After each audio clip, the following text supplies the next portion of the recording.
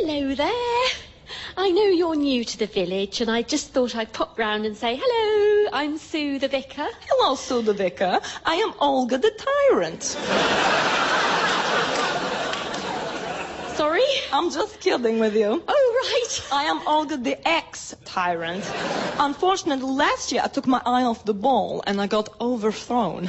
Oh, my goodness. Well, maybe it was for the best. Don't get me wrong, I loved my job. If you want to be your own boss and ride around in a gold carriage throwing crocodiles at poor people whose lives are so meaningless that when 300 of them die at your nuclear plant, you're like, yeah, sure, whatever. Then be a tyrant. But it's long hours, a lot of shouting, and to be honest, Sue the vicar, I was getting stale. There are only 346 ways to kill people with crocodiles. After that, I was just burning books and locking up intellectuals. Hello, saucer of boring for table 9. And could I have a side order of obvious, please? You know it. Those poor people. You must have ruined thousands of lives. Well, so I don't want to brag, but it was actually closer to around 1 million. But I worked really hard. You don't get a 40-a-day peasant habit by lying in a diamond bed all day. As my daddy would always say, the early bird catches the worm and then throws 10 of his most loyal servants to the lions just to keep everybody on their toes. That's the most vile and horrible thing I've ever heard. Thank you, very kind. If my daddy were alive today, he would have welcomed you into our palace and let you fire a missile into the village of your choice. But all I can offer you is a flapjack and the chance to punch my guinea pig. No, thank you. Are you sure? He's got a really annoying face. Good day. Talking and Not Talking with Laura Solon.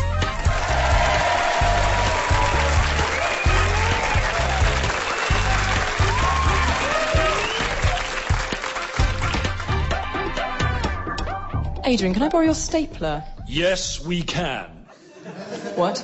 It's been a long time coming, but today a stapler has come to this office, and yes, you can borrow it. There it is. What are you talking about? Practicing. Friend, you are now looking at the new body double for President Barack Obama of the USA. Sorry, what? Yeah, I was in Ryman's buying an ink eraser when my phone rings. Hello, Adrian speaking. Hello, is this a secure line? Well, I think so. I use it for texting my congestion charge. Hi, Adrian. It's General Big Car Hamburgers from President Obama's office. We need a body double for his forthcoming trip to London. Are you interested? And I said, well, touchdown, buddy. But isn't the idea of security doubles that they look like the person the terrorists might want to assassinate, or at least of the same race? Yes, I know, but we've only seen him on television, yeah? The camera takes off 6 inches and then adds £10 and a deep tan. Besides, the general said they don't want an exact body double because that's what the terrorists will be expecting. They'll be waiting to see the dynamic, charming President of the United States with his beautiful wife, Michelle, and 2 daughters. But what they won't be expecting is an asthmatic, unmarried, integrated services manager with his not beautiful mum, Doreen. It'll be like totally swell. Do you think this might be another one of Richard's wind-ups? Yes, it can. And that was the jazz trio Uninterested Waiter with their new album Breakfast is Just a Small Lunch. Bonjour, you're listening to Paris Chat. My name is Sandrine, and my guest this week is experimental author Didier Auberge. He has just released an anti-novel that is 6,000 pages long, with no punctuation, and halfway through it advises the reader to take their own life. Didier, it is a masterpiece. Obviously, I wrote it. Now, you have chosen not to use verbs or nouns or really any words in the book at all, except for page 51, where you write, Où est le gare du Nord? C'est près de la pamplemousse. What does this mean? Well, on one level it means, where is the Gare du Nord? It is near the grapefruit. But of course, on every other level it means I am French, so I'm really great. Yes, and do you think it would be possible for, say, I know, let's pick a nation in random, someone from England to write something as really great as this? I do not, because it is like 2 seagulls that follow the trawler. And one of them is brilliant and redefines literature, and the other one is disgusting. And maybe also dead. Talking of disgusting, we have English author Graham Bowles on the line. Graham, I can barely hear you over the noise of your inadequacy. Without going on and on about Shakespeare enough already, can you give one example of an English writer who is not embarrassing and bad? Oh, what are you talking about? There are thousands of fantastic... And I'm going to have to stop you there, Graham, because you are so boring that my bone marrow has stopped producing white blood cells. And the left side of my body has gone numb. Next week we will be discussing why the British government is really gay. But to play us out is Jacqueline Lavache with a new track, My Chanel suit trousers give me beaucoup camel hoof. My grandmother didn't want to move into a care home, so my brothers and I told her she was being abducted by aliens instead. We covered all her furniture in aluminium foil and got the moving men to all wear dealy boppers on their heads. And then we played a recording that said, "We are taking you to our distant planet of tea and bingo. Resistance wouldn't be very polite."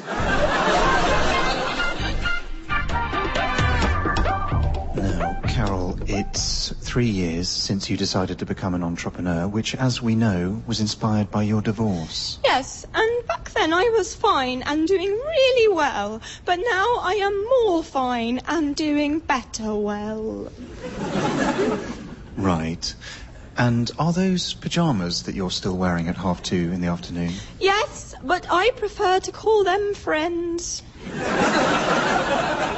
So, do I need to ask how your latest business venture is going? No, but I will tell you anyway. You know DIY and how some people are good at it and some people aren't? It reminds me of a joke. How many divorced women does it take to change a light bulb? 1, because they are stupid and alone, but also fine. Ha, ha, ha. So what's the solution? Hire a tradesman to do the work for you? Or it's Carole Price's DIY. Don't do it yourself if you don't like doing it yourself. So what are you actually selling? I think it's a lifestyle of not doing DIY. That would mean you're trying to make people by their own decision not to do DIY. Yeah, it's not obvious. But I could put the slogan on my website / the piece of paper I stick to my computer screen until I can afford broadband again. And maybe people will see it and think, thanks, Carole, I won't do it myself. Here's £45. No. Oh. I was told that in Norway, you ring the bell if you want to stay on the bus.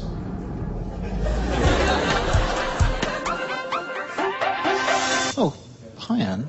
Haven't seen you in the office lately. Have you been ill? No, unless you mean am I sick with joy at my new job in the government? What, you work for the government? Yes! I was in a hardware shop the other day trying to buy white paint. Now, of course, there are over 82,609 different shades of white paint, so the man asked if I wanted a bluey, browny, pinky or yellowy white.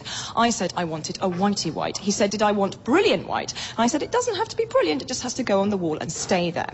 At this point, a woman came up and said, you don't look like you know what you're doing. And I said, no, I don't have a bloody clue. And she said, well, I recruit on behalf of the government. And they are looking for people who don't know what they're doing to come and work for the Chancellor of the Exchequer. I said, I don't know the first thing about finances. She said, seriously, ideal candidate, where have you been all the government's life? When can you start? I said Tuesday, and so I did. So what's your job? I'm working on making the public forget all about the enormous debt mountain that future generations are going to have to pay off. So, we're either going to hide it underneath a big rug, or just rename it Space Mountain, and hope our children grow up thinking it's some sort of roller coaster. My parents still think I live in a squat in Deptford. I never told them when I sold my internet company for £3 million and got the house in Blackheath. I mean, yes, they worry about the squat, But they never come round, and my mum still cooks for me. Win-win. Carole, I don't think this is going to work. £1,000 says you're wrong. I'm not going to bet with you. All right, 2,000. It's ringing. Hello? Hello, Linda, it's Carole. Sorry, Carole who? You did my divorce. Remember, you let me stay in your house after the first court hearing? No. Okay, I slept in your shed. I'm sorry, I didn't want to be alone. But I'm fine now and doing really well. Do you like DIY? What? Answer the question, Linda. I know where you live and I've got a lot of time on my hands. No, I don't like DIY. Really? Well, in that case, DIY. What? Don't do it yourself if you don't like doing it yourself. I always find someone to do it anyway. Good for you. Do you want to give me £45? No, I don't. What about £43? I owe you £2,000. Do you want to accept 2,000 shares in an exciting new DIY lifestyle website that doesn't exist yet instead? No. Oh.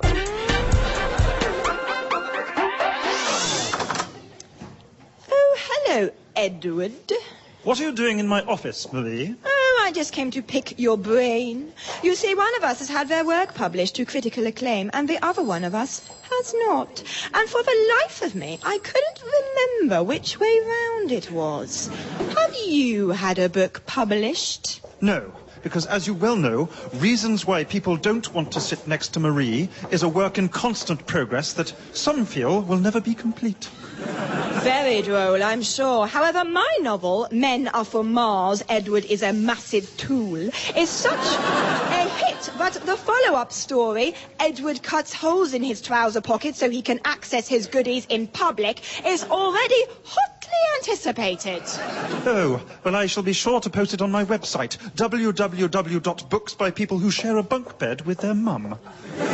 She was in the Navy. On top is the only way she can sleep. Ha! That's what she said after we'd done sex. I got off with your dad. My dad lives in New Zealand. Well, I got off with a stranger I thought was your dad. I'm a primary school teacher, so sometimes I get my sister, who's a makeup artist, to put a really convincing, gory slash mark across my cheek. And then tell the kids in a trembling voice, if you don't give the tooth fairy what she wants, she takes it from you anyway.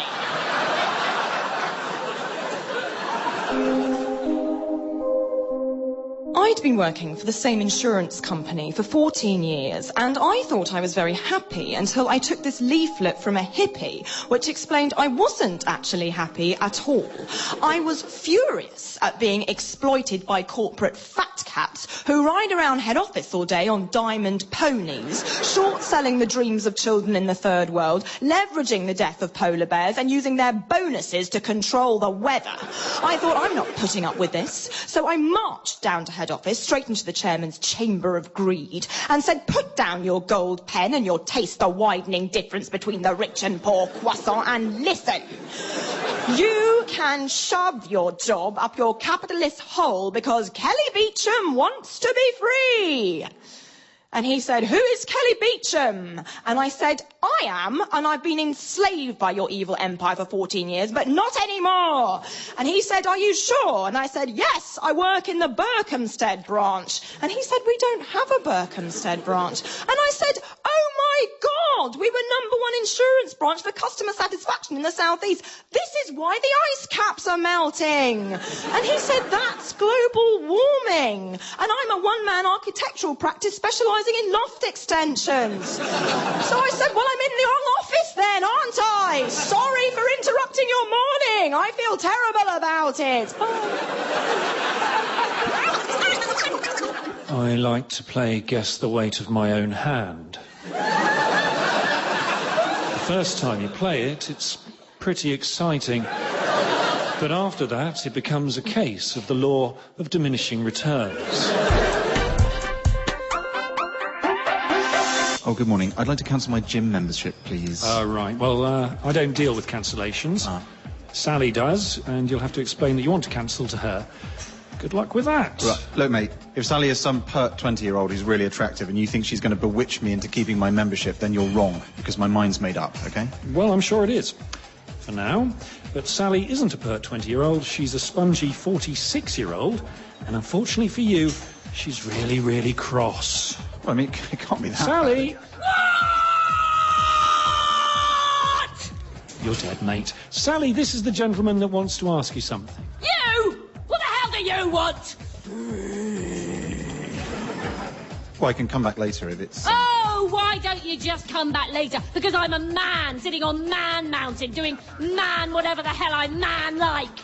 You don't have to juggle a full-time job with a family of 5, 2 dogs and a husband whose idea of foreplay is to take his clothes off and say, all aboard, like he's some sort of sex train, which falls asleep after 42 seconds, whether or not it's reached its destination. No. No! It's not even a minute! And yet last time I rode it, I got so bored I did a word wheel. I'm sorry. Now, do you still want to cancel your membership? Or do I have to show you pictures of what he looks like naked? No, it's fine, it's fine. Thank you for choosing fitness gyms! My worst habit is looking for double entendres when there aren't any, if you know what I mean. Once again, the United Planetary Super Council of 4 is assembled. To protect and serve the known universe is our eternal mission. Our watchword is justice. I, Spitlak, represent the gaseous realm of Saturn. From Mars, greetings to the fiery warlord Lavatron. Hail! From Jupiter, the mighty moon queen Lunopola. I salute you. And from Earth, Bedfordshire County Council worker Pamela Harris. Hello, can I just ask, is anyone the owner of a light grey space vehicle? It has a purple stripe on the side. Oh, yes, sorry, that would be my Imperial transport ship, the Thandor. Right, well, it was parked too near the asteroid belt, so I'm afraid I've had to issue a fixed penalty notice. But I am Lavatron, fiery ruler of Mars. I defeated the malevolent forces of Deltex and saved the solar system from his cosmic death cloud. Yes, but are you also a fire engine or a doctor on call? Well, no, but I'm... Then you can't park too near the asteroid belt. What do you mean too near? What is too near? It means you can park near it, but not too near it. It's common sense, really. So that's a fine of £60, but if you pay within 10 days, it's £60. You can appeal, but unfortunately the appeal has to reach us 3 days prior to the issue date of the fixed penalty notice. So I'd have to travel back in time? Correct. We were looking into various ways of reducing the number of appeals, and we found this was the most successful.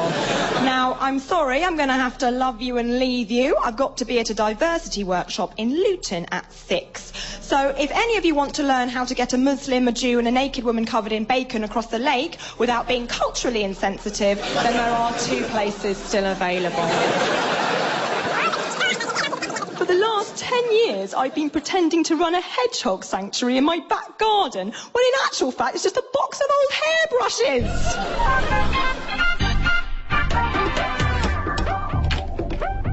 Sorry, are we really late? No, not at all. Come through. Hello, Ian. Hello. Is Crystal at work? No, he doesn't live here anymore. Mel, I'm sorry. Oh, no. We haven't split up. I just outsourced him. What? Well, I felt our relationship was going downhill, and then I realised everything that Chris does can be done cheaper and better by a company in Scotland. Look, I'll show you. Hello, darling. How can I help you? Darling, where the hell are you? Ian and Lisa are here. Sorry, darling. I'm held up at work or in traffic. It's always the same with you. But, sweetheart, you know I have to put the hours in to impress my new boss, or there's nothing I can do. It's down to 2 lanes. Well, I'm furious. I'm sorry. You're a wonderful, intelligent and attractive woman who could do a lot better. Thank you. Is there anything else I can help you with? You can forget my birthday next Wednesday. I'll just make a note of that in your file. Thanks for your call, Mrs. Campbell. Goodbye. You know what annoys me? Positive discrimination.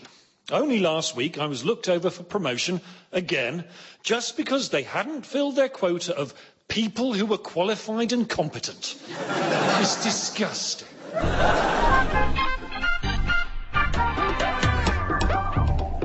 You wanted to see me, Mum?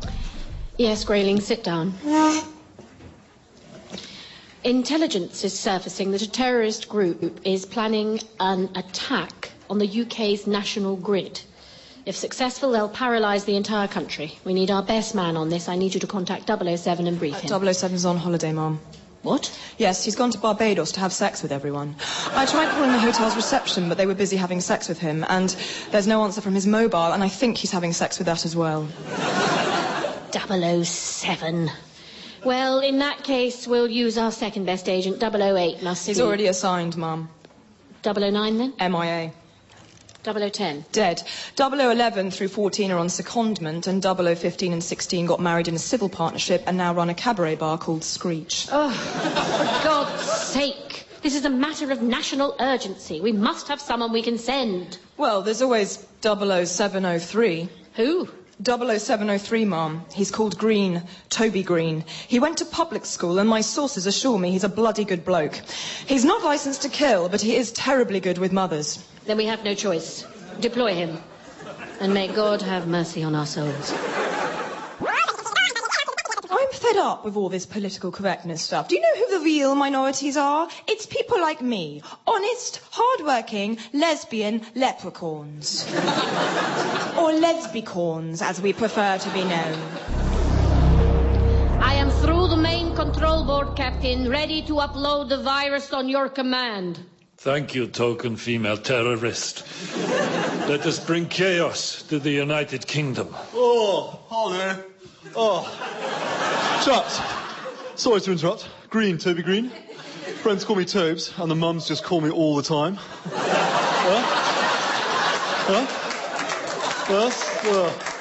That's a private joke. Oh. Does anyone want a quick game of park cricket? I've got the old bat and ball set my brother-in-law gave me for Crimbo. Well, we were about to take out the national grid. Oh, come on, it's tons of fun, and afterwards we can go out on the lash in Clapham. What do you think? I am just a token woman, so... Sure. Well, it would be fun to go out on the lash. Oh, brilliant. Come on, then. Last one to... My Audi A4 is an estate agent. They take the fun out of everything these days. I mean, you're not even allowed to hit your own children anymore. But I figured a way around it. Me and Jackie next door just hit each other's children. Everyone's happy, except the kids. And now it's another slow news week, so we cross over to Claire Richard, our slow news correspondent. Claire, what can you tell us? Yes, Tom. I'm at a garden centre in Buckinghamshire where a woman called Eileen may or may not buy a tomato plant, and a man who didn't want to give his real name, so told me to say he's called Bran Flakes the Lebanon, said, I don't normally like garden centres, but this one's all right. But he's just told a passerby that none of that's true. He doesn't know why he said it, and there's a chance he might not even exist. Thank you, Claire. Join us after the break, where I'll be stabbing myself in the thigh with a pen.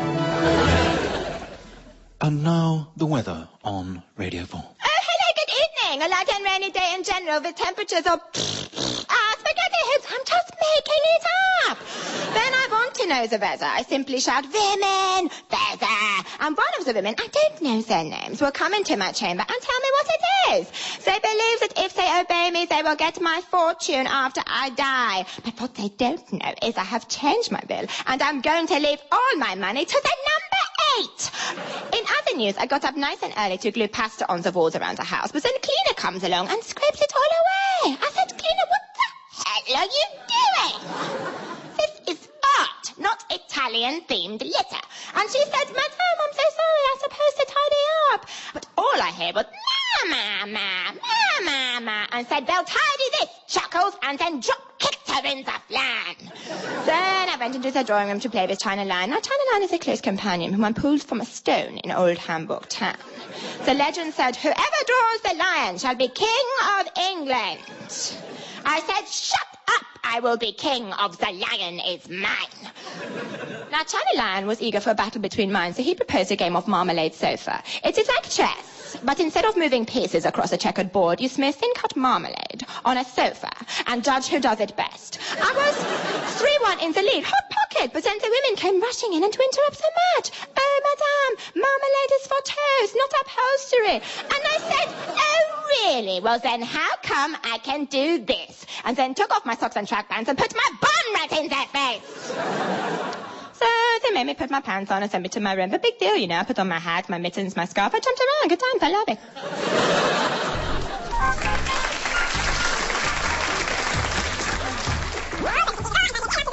I am addicted to exaggeration. I'm literally not joking. If I don't exaggerate at least 39,000 times a day, I grow a hump, burst into flames, double somersault, twist, and then die. Hello, you're through to customer services. My name is Gwynneth, and if I were you, I'd put the phone down now and quit while you're ahead. Oh, hello, yes. I already have a current account with you. I'd like to open a second one, but I've just got married and want the new one to be in my married name. So you want 2 different accounts with 2 different names? Yes. One account in my maiden name and one with my married one. It shouldn't be that complicated. Oh, my sweet child. You are now leaving the Garden of Eden, population none. You are going to have to send us 9 different forms of ID, including a blood sample, a caricature by a Parisian street artist, and a Hollywood blockbuster in which you have a starring role.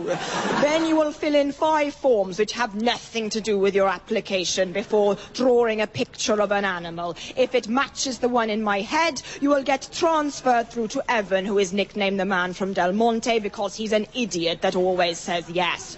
You will then wait patiently for confirmation documents that will arrive in 2065, by which point, of course, you will need a bank account as we will all be robot slaves. Do you want to continue with your application? Bearing in mind that if you say yes, I will say thanks for your call, goodbye. Yes, Thanks for your call, goodbye.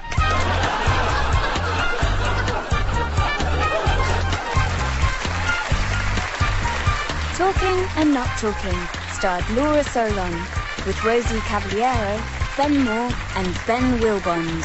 It was written by Laura Solon with additional material from Ben Moore, John Hunter and Holly Walsh, Lydia Parker and Maureen Oakley and Charlie Miller.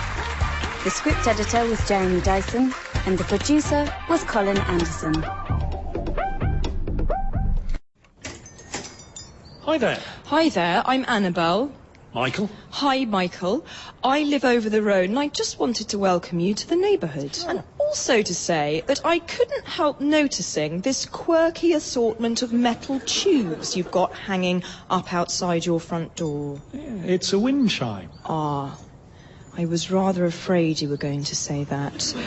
What I have to do now, Michael, is ask you some questions, and the answers you give will have a direct impact on our future friendship or lack of. Oh. Question 1. Did you hang it up on your front door, or did local youths put it there as a prank? I put it there. Is it there for aesthetic purposes, or are you one of those spiritual idiots, and it's just the tip of a wheat-free, crystal-hugging, people-boring, made-up nonsense iceberg?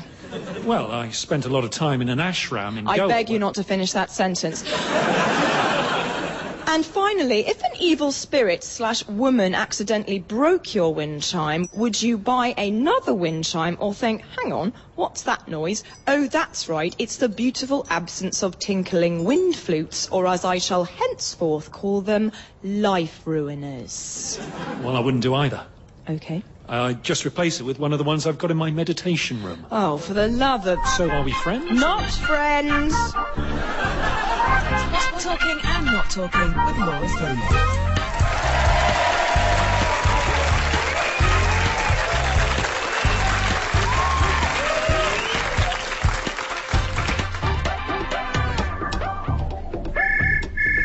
Hello, you are through to customer services. My name is Gwynneth. How can I help you? Although, to be honest, I think we both know the answer to that is not well. Yeah, I've got a problem with my Visa card. It doesn't seem to be working. Okay, have you tried turning it on and off? It's a debit card. I'll put yes. Now, I have to ask you a few security questions. What's your date of birth? 9th of the 3rd, 75. Mother's maiden name? Gregory. And how many fingers am I holding up? What? It's between 1 and 4. 3. It's actually 7. I was lying about the 1 and 4, but it is a security test, so there's no point if it's easy. Right, I want to speak to your manager, please. Okay, but to be honest with you, we don't actually have managers. What we do when people ask to speak to one is transfer it to someone else in the room. But as everyone is on a call at the moment, I would have to transfer you back to myself and then answer it in a different voice. What? Please hold. Hello, it's different person now.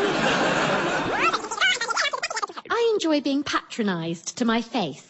So in my free time, I take my car to the garage and tell them it makes unhappy noises when it rains.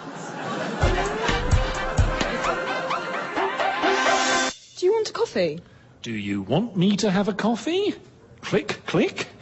Maybe we should have a coffee together, without pants on. What? Sorry, yes, I'm practicing. I've got to take up the mantle of world's sexiest man from Johnny Depp next year. You're going to be the world's sexiest man? Yes, it's a bit of a shock. I was in the chemist's buying insoles and my phone rings. Hello, is that Adrian? Affirmative. Hello, Adrian, it's the people who run World's Sexiest Man Award. What are you doing for the next 12 months? Well, I've got a sales conference in Devon in June, but otherwise I'm free. It's just odd, because normally they pick, like, Hollywood heartthrobs. Yeah, well, women really want a real man. And what is more real than a 44-year-old, lactose-intolerant chartered surveyor with fallen arches? Watch out, ladies. He'll take you to heaven, but you might have to make your own way back because he wants to be home in time for Doctor Who. You think it was Richard doing another wind-up, don't you? I do. But if I'm just being cynical and you are, in fact, the new world's sexiest man, then bloody well done. I've worked at the Met Office for going on 14 years now, and I get a lot of people asking me how come that with all the technology and computers and equipment that you've now got, weather forecasts are still so inaccurate. And I just tell them, listen, there's many contributing factors that change at a moment's notice, and so weather forecasting is not, and never will be, an exact science. And they fall for it every time! Because it's not a science at all! We've got this old English sheepdog called Snowflakes. And most days we just lay out all the possible weather combinations on bits of paper, put paint on his paws and get him to walk across the floor. Whichever one he treads on, that's the weather. Then other times we just ask the oldest person in the office. She's called Margot and always says looks like rain. Thanks so much for organising this. This is the best stag night ever. Ooh, it's not over yet. Plenty more fun to be had. Huh? Whoa. I hope that's not the stripper police. Oh, mate, you did. Ladies! Yes. Good evening, gentlemen. If I may be so bold to introduce myself, my name is Charlotte Dunn, and this is my younger sister, Kitty. Why, Sarah, I'm exceedingly pleased to make your acquaintance, I am sure, upon my countenance. So, are you WPC naughty, then? I pique myself on the solidity of my reflections. We are but two ladies of small fortune from 19th century Bath, who, unlike most girls of our age and station, are in possession of a stargate, through which we travel seeking suitors in parallel worlds, and being as we are from the year 1813, I cannot end the sentence here, but proceed to embark upon further clauses of such convoluted prose that the listener has no certain knowledge of when it will finish. Indeed, we know of one lady who once began a sentence which lasted 14 days and only ceased when Lord Percy of Romford silenced her by landing an emu's egg in her throat and declaiming, "Howeth that to the gathered throng?"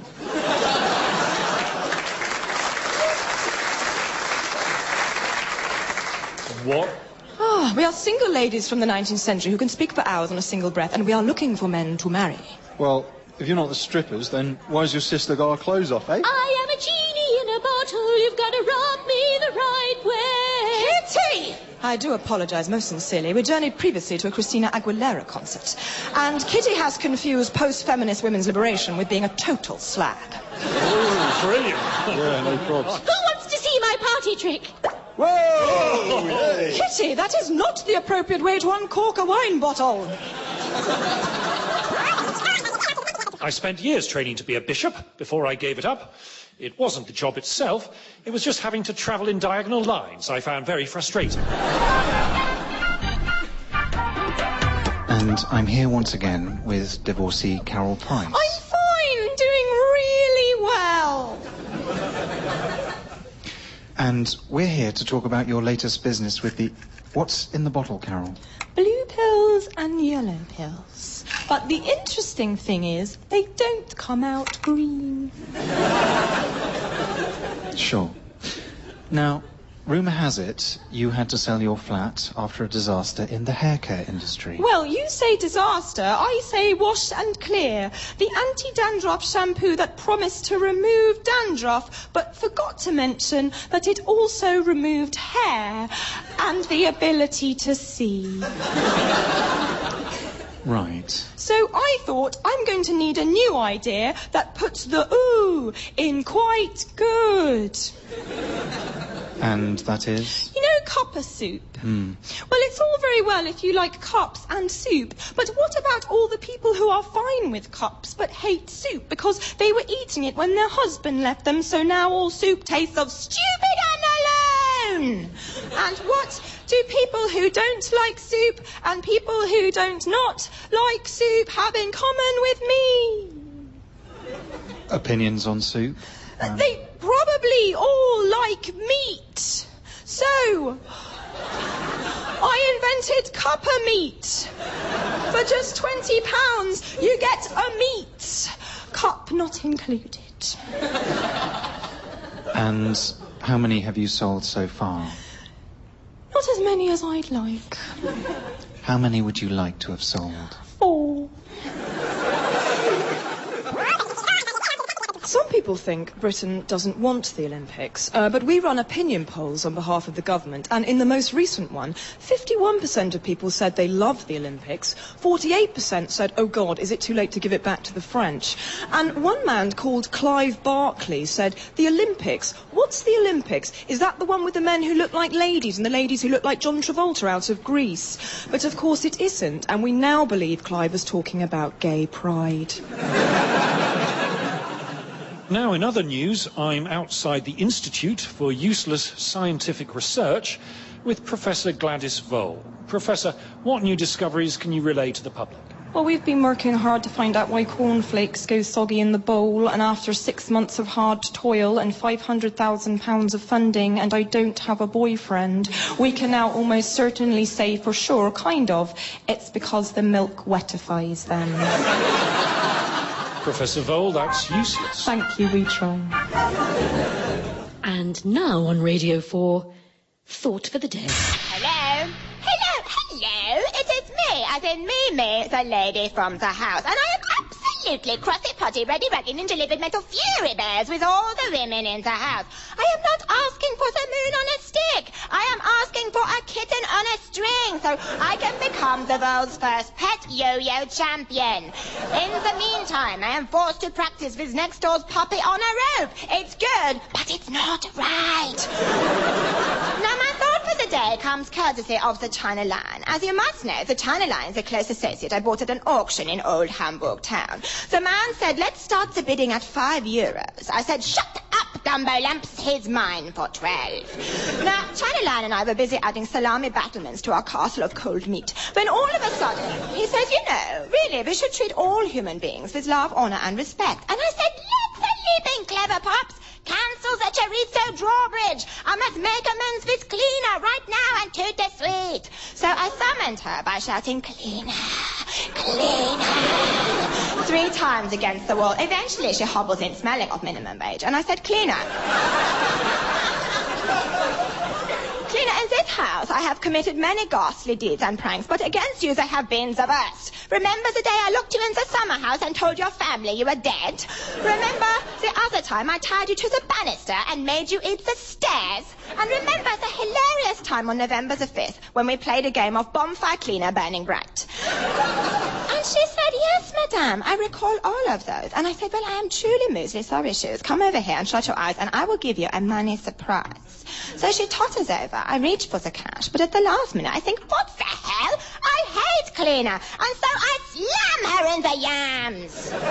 Then the women take away my money pig and send me to my room. But so what? what, you know, I have an ensuite bathroom. I put in the plugs, I turn on the taps and play a game of indoor water flood. My duvet drowns, but the pillows survive. Good times, I love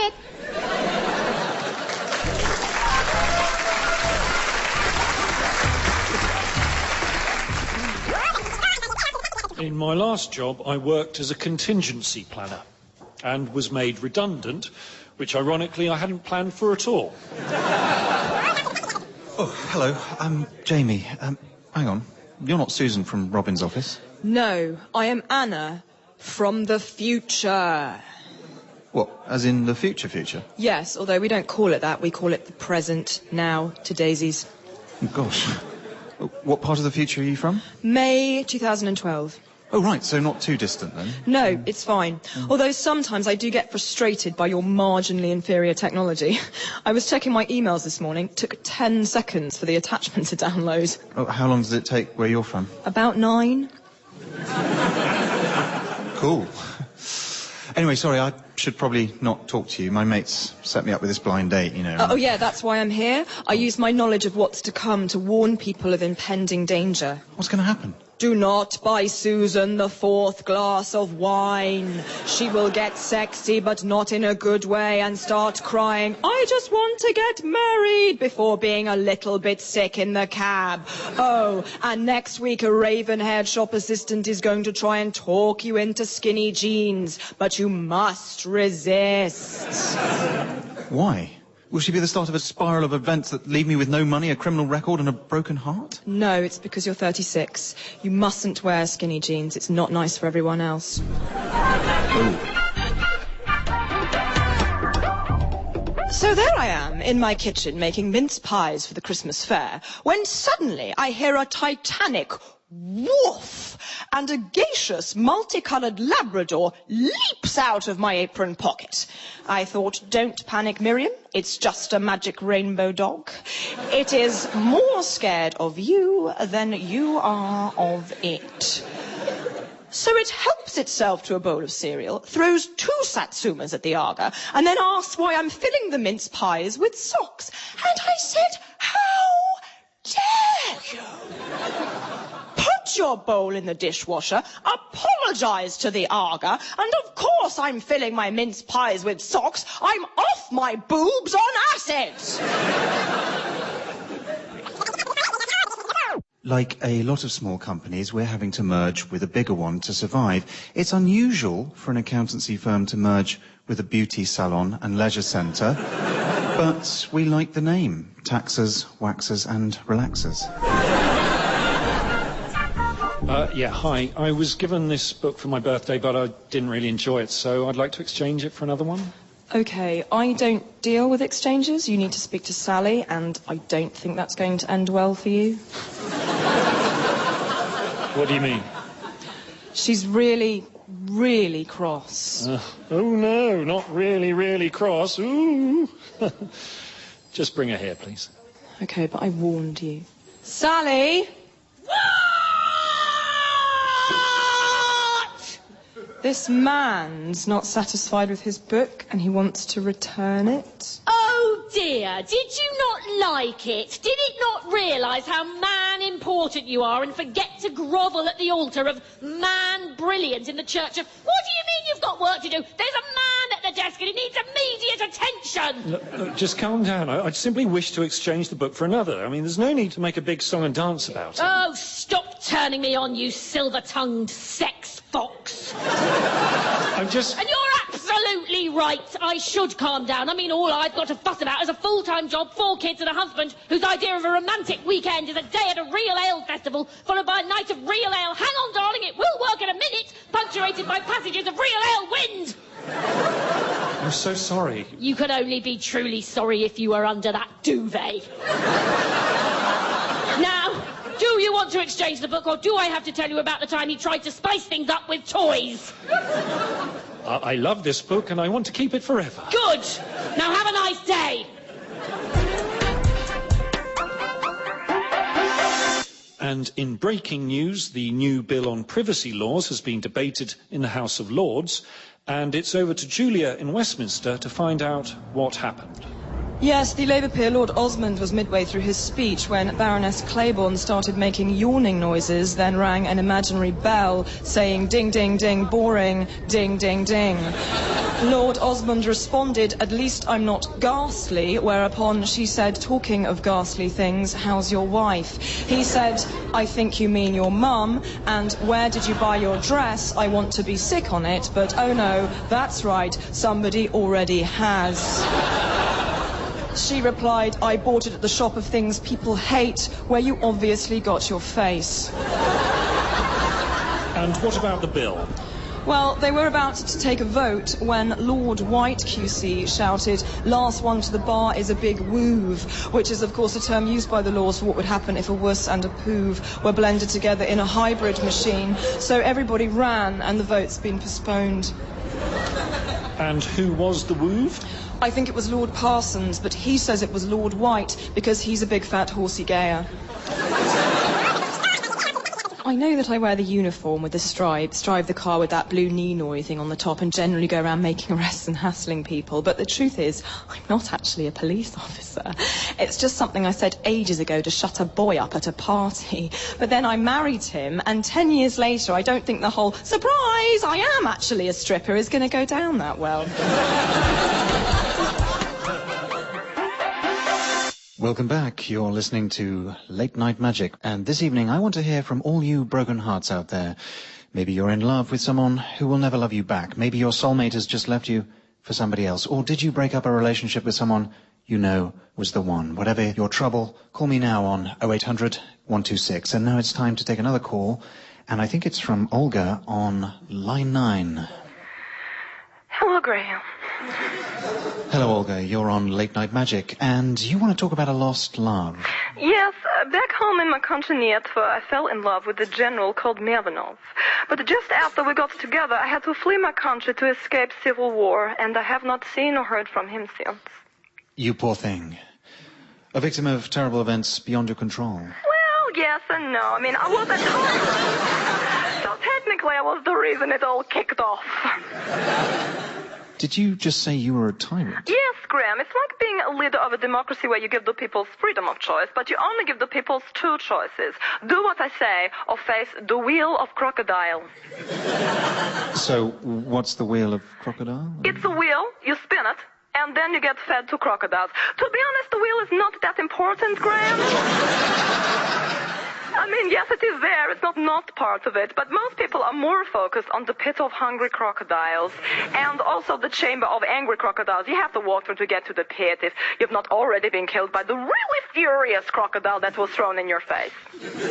Olga, I really don't think that this is... Now, can you play to Pow, China in Your Hand? I love that song. Oh, no. What is the other one by Ace of Base? Oh, the extra ones, the other lot of babies. Play that one. It's Hot Pocket. I'm sorry, I don't do requests. Okay, Graham. In that case, I don't do not ringing up my crocodile broker, ordering some specialist one to feast on men's dingles, and then putting them under your bedroom door when you are asleep. I'll play the song. Thank you, Graham. Oh, and can I give a shout out to my next door neighbor, Philippa? It's her birthday today. She didn't invite me to her party. So I just want to say, have a great day, Philippa, because it will be your last. Oh, my God. I'm only kidding. Tomorrow is Crocodile Bank holiday. She will die the day after. And it's over to Julia in Westminster for some breaking news. Yes, the Lords were set to debate the Bill of Human Rights today, but they're still locked in a heated 14-hour debate over who got the most drunk last night. Lord Campbell QC said he drank 3 bottles of heavy red before dinner, and by dinner he meant gin. After that, he claims he had more wine, 6 double whiskies, and then a small nightcap, which is, of course, the term used by the Lords for drinking port until you think you're invisible. Baroness Claiborne then challenged Lord Campbell, saying she'd been in the House of Lords till late debating a bill on tax legislation, so obviously she'd been off her face for that. She then went on to drink so much that she thought she was Batman, got in an imaginary Batmobile and drove off into the night to solve crime. And is there any sign of it ending? Well, about 20 minutes ago, the Lord Speaker said, "Bar, bar, bar, hedgehogs, bar, bar, bar, what? Did you just see that horse in the I love you?" and then fell off the woolsack. So there is gathering consensus that he was the most drunk. However, all of this may now be irrelevant because Lord White has just shouted doubloons, which means they now have to split into two teams for a pirate boat race.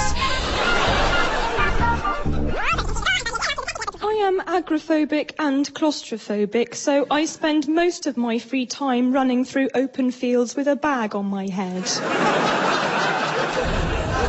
I call to order the Emergency United Planetary Super Council of 4. Who has brought us together? It was not I, Spitlak of Saturn. Nor I, Lunopola, Princess of Jupiter's moons. Nor I, the Martian warlord Lavatron. It was actually me, Pamela Harris, Bedfordshire County Council's Discretionary Housing Payment Officer of the Month from Luton Earth. And what crisis required our assembly, pray? Some alien incursion? 2 words, speed-ing. Speeding? Yes, if I can just ask you to pass these round. In the green folder, I've documented the 1,276 instances of speeding in the last 3 months. The red folder has a unified traffic solution, open brackets, speed and respect for other space users, close brackets. White folder has the overall budget, and the black folder has the menu for lunch. But there's no typing, it's all blank pages. Yes, that's because of data protection. Basically, I suggest a series of asteroidal speed bumps across the solar system and then some rumble strips near the sun. I am looking in the red folder, and it appears the scheme involves the destruction of one of my moons. Well, we must all make sacrifices, Lunopola. We need to stop the boy racers, don't we? I know, but it's a nice moon. Well, a similar scheme works very well around Dunstable. Now, let me leave those folders for you to go through. I've got to be in Stevenage by 5 to train people in new council guidelines on sexual harassment in the workplace. So, if anyone wants to learn why we can no longer use the words sweetheart, milky or hole punch, then please ring Yvonne on extension 264. So there I am in the living room doing the ironing, when all of a sudden I hear a ghastly, piercing cackle, and these 4 harpies appear in the corner of the room and start screeching, ill-informed, made-up, shouty nonsense at me. And I thought to myself, Miriam, have you been taking acid again? To which I replied, no, I'm watching Loose Women. Or as my husband calls it, lunch slags. As a professor of engineering, I'm often asked, why are there so few women engineers? Is it because it's really boring? It is, isn't it? It's really boring. And they're absolutely right. It is unbelievably boring. I mean, last week I ate a pencil sharpener just for something to do. And that was, of course, rock band French Exchange with the track from the new album, The Girl with the Visible Moustache. Welcome to Paris Chat. My name is Sandrine, and my topic for discussion this week is, who are the better lovers? Is it the French or is it the English? French. But to help me discuss this is Antoine Calou, professor at the Lyon Institute of Sexology. Professor, in your expert opinion, why are the French so good in the bedroom compared to the people from England? Well, I have studied this same question for 5 years. I have done countless scientific trials, tests, experiments. I then collated all the data and processed it with a very powerful computer, and the results are conclusive. We are better lovers because we are French, so we are really great. Thank you, Professor. Now, there are probably some English people out there who are hammering their culturally inferior fists on the table, saying, God save the Queen. English people make wonderful lovers, whistle and embarrassing levels of national debt flute. And to those English people, I say this. I own a boutique in the Latin Quarter of Paris. It is called Chic and Très Expensive Clothing, and it is the first shop in the world to charge 1,000 euros for a sock.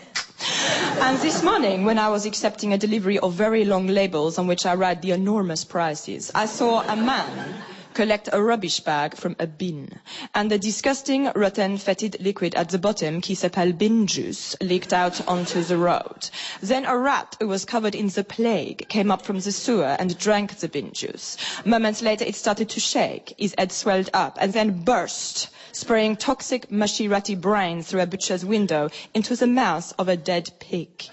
And if you took that dead pig and shoveled in some more of the rat brains and then kept it in the boot of a hot car for 5 weeks, I would still rather make love to it than all of the men in England. That is all we have time for. To play us out, we have the experimental jazz trio, Un, Deux, Trois, Sandwich, with a track from their new album, Wish You Were Dead.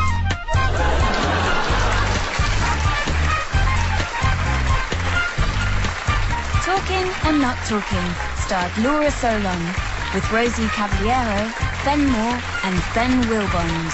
It was written by Laura Solon, with additional material from Ben Moore. The script editor was Jeremy Dyson, and the producer was Colin Anderson.